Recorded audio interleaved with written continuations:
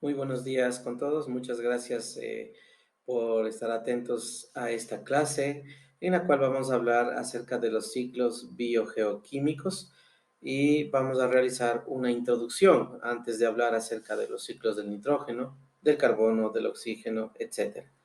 Bienvenidos a los ciclos biogeoquímicos. Hablemos primero de las capas de la Tierra. Dentro de las capas de la Tierra analizamos en primera instancia a la hidrosfera. La hidrosfera es la capa formada por el agua que se encuentra en la superficie de nuestro planeta. El agua, recordemos, es sumamente importante para la supervivencia de los organismos en la Tierra. Eh, Como datos importantes, recordemos que el agua en la Tierra representa un 70% de la superficie terrestre.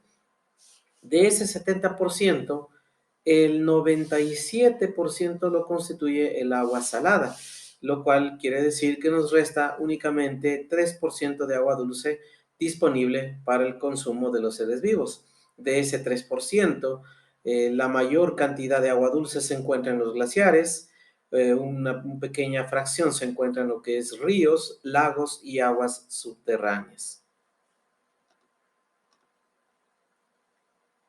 Hablando de la constitución química del agua, recordemos que el agua es una molécula formada por dos átomos de hidrógeno y un átomo de oxígeno, lo cual le proporciona todas las propiedades físicas y químicas conocidas a este importante elemento.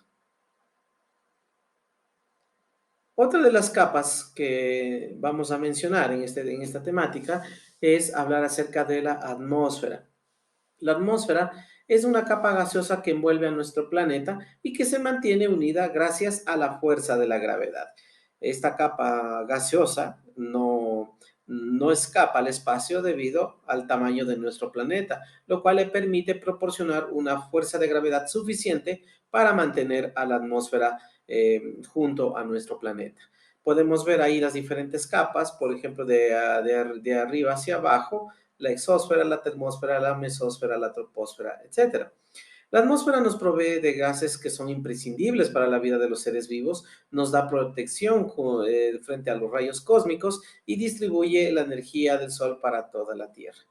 La atmósfera tiene un espesor aproximado de 1000 kilómetros y a su vez se divide en varias capas, las cuales hemos mencionado.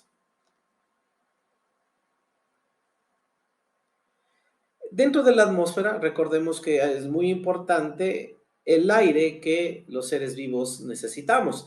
El aire que respiramos está formado por diferentes gases. La composición del aire va a ir variando dependiendo a la altura a la cual nos encontremos. Los gases más pesados van a predominar en las capas inferiores, mientras que los gases más livianos van a estar en las capas superiores. Dentro de esta misma parte podemos mencionar la composición química de nuestro aire, de nuestra atmósfera. La atmósfera está constituida principalmente por nitrógeno, el cual en porcentaje lo conforma en un 78%, mientras que un 21% es de oxígeno.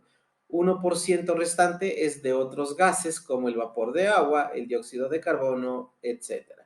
Aquí en este punto es sumamente importante mencionar que el nitrógeno es de vital importancia para el desarrollo de la vida en la Tierra, ya que es el constituyente de los aminoácidos que a la postre formarán las proteínas.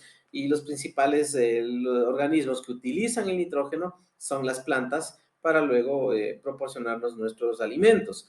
El oxígeno, en cambio, sabemos que lo requerimos para nuestro proceso de respiración, en el cual se libera la energía contenida en los alimentos. Eso en cuanto a la composición de la atmósfera. Hablemos ahora de la capa de ozono. Seguimos en la parte de la atmósfera. La capa de ozono es una capa muy importante que protege a la vida en la Tierra en cuanto a bloquear la mayor cantidad de rayos ultravioleta provenientes del Sol. Estos rayos ultravioleta, recordemos, tienen una alta cantidad de energía, lo cual puede provocar daño en el material genético de los seres vivos. Por lo tanto, su importancia radica en su presencia debido a que nos protege de esta energía letal que llega del espacio desde el Sol.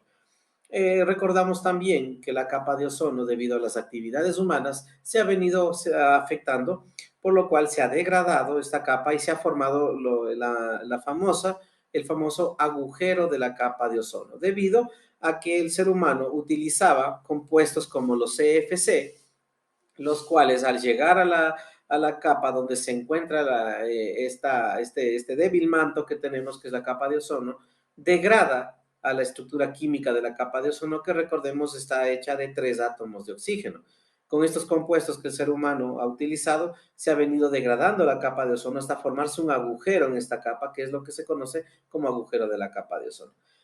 Sin embargo, aclaramos que una vez que se descubrió este daño en la capa de ozono, se prohibió el uso de los diferentes componentes que afectan a esta misma y se ha venido recuperando en los últimos años.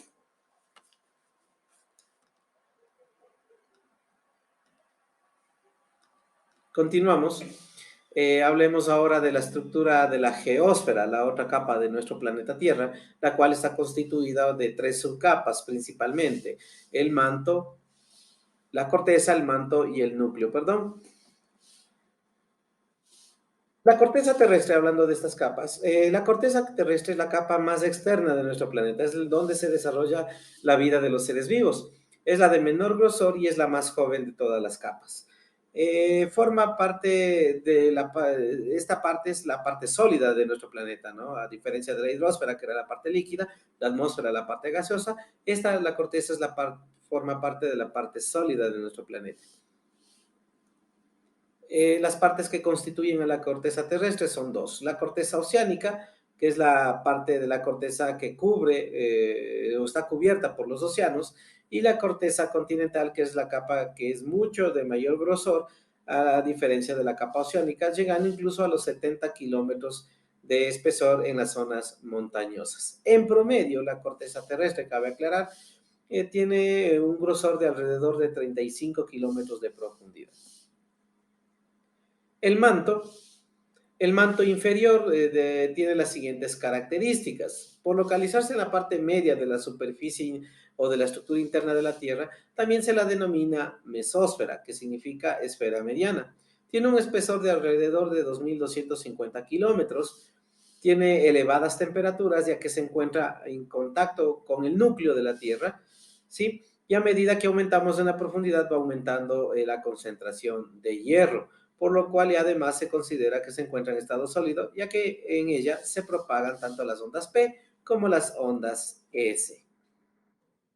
Hablando del núcleo, el núcleo externo tiene las siguientes características. Tiene un espesor de aproximadamente 2.100 kilómetros. Las ondas S rebotan al llegar a esta capa, por lo que se supone se encuentra en estado líquido. La presión es menor respecto al núcleo interno, por lo que las ondas P se mueven a menor velocidad, lo cual confirma el estado líquido de esta capa. Eso ha sido una pequeña introducción antes de conversar acerca de los ciclos biogeoquímicos de las capas que conforman a nuestro planeta. De mi parte, muchísimas gracias.